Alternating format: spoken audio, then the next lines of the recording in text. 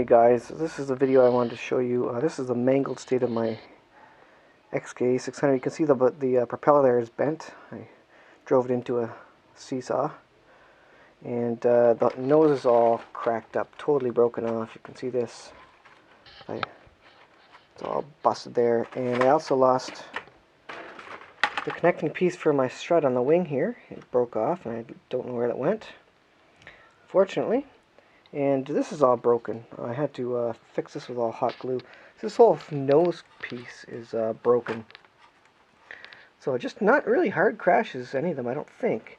But I hope it's focusing there. But just enough, obviously, that I need to repair it. Use lots of hot glue. And it's because I was driving too close to or flying too close to the ground, trying to get fancy, not giving myself enough room in the air. I've got hot glue on the tail as well, where I broke it. I got a little bit of tape on the top of the rudder here to keep that strong. And pretty much the whole wing has clear packing tape on it. So I just wanted to show that to you, so you'll get into the rest of the video now. Welcome guys, everything new under the sun here. This is the Flying Friday video for, well, I don't know what day will be, June something or other, whatever June is. Or sorry, whatever the Friday in June is.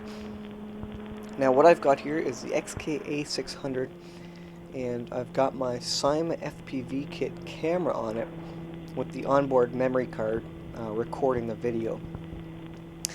Now what I had to do was, because on the XK A600 the battery door is right on the bottom, kind of exactly where the camera should go to balance the plane properly, I had to put the Cyma camera on the top of the wing. Problem is, it only clips into its little clips upside down on the top of the wing, because it's meant to hang from the bottom of an aircraft, which worked well on my quadcopter, but not on the XK, because, like I say, the battery door is right there for me to hang it underneath the plane. So it is, like I say, on top, and that's why you can see the nose and obviously the propeller. You know, this being a tractor plane with the propeller on the front, unlike a pusher like my glider. You can obviously see the lines from the propeller, which is too bad.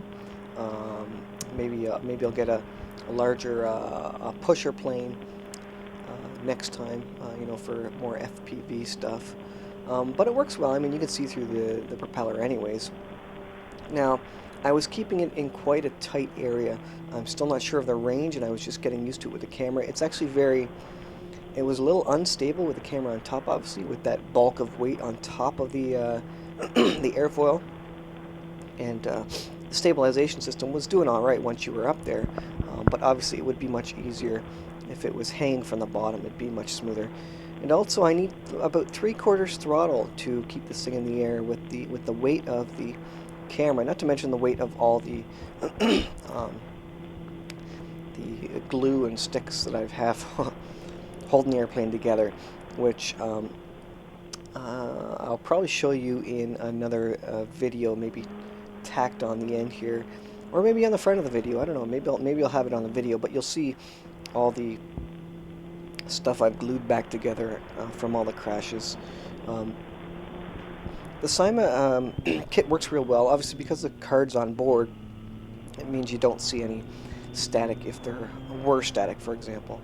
So that part works out well. I couldn't fly it via FPV because it was sunny. You can see me there. I was just kind of hanging in the wind there because we had a fair strong headwind there. And then going backwards, it was a lot less stable because the wind was really just pushing it really fast. And then now I'm getting into the headwind here, and I can really almost hover it because of the speed of the wind there. But yeah, having the memory card on board the Cyma makes it real nice to record video, and then I just had to rotate the video upside down to right side up in post-processing to handle it. The noise you hear is from the Cyma camera. You know, it's just your standard wind noise and the noise of the motor. And like I say, you can't get really around the propeller lines there. I'm pretty happy with the Cyma FPV kit. camera, there's not a lot of jello in it. Like compared to other cheap cameras, it's a pretty good quality camera, pretty good frame rate. But I can't do FPV because yeah, that's where I was going before, because the screen is only like a 3.5 inch screen or something, and in daylight it's hard to really get a good idea of surroundings and where you're going. So I didn't trust it enough to take my eyes off the plane and look purely through the screen. Not at this time anyways. Maybe once I get like a bit of a headset created where I can mount the thing right on my face and then take over that way. That'll probably work a little better. Also, I'd like to get into a bit wider area so I don't have such a tight space that I have to keep doing circles in, because the range is quite a bit farther than what I'm really flying here. Range and height, obviously. But because once I get out that far, kind of to the end of the field across the river, it's harder to determine the orientation, and I really don't want to lose it way out there. So I really want to wait until I get my FPV up and running, so that I can take it a little longer distance and feel comfortable about it, and take it to a place where it's more wide open. You see, it's sunny and cloudy, so there's a lot of gusty winds blowing there.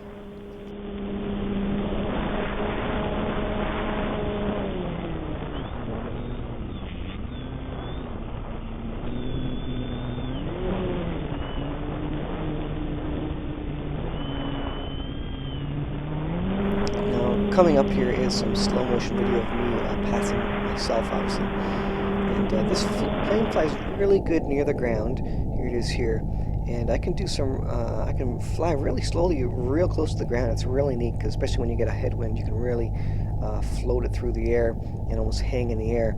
But because I flew it around so much low to the ground, I did crash it a number of times. And like I was saying, I had to repair it a fair bit.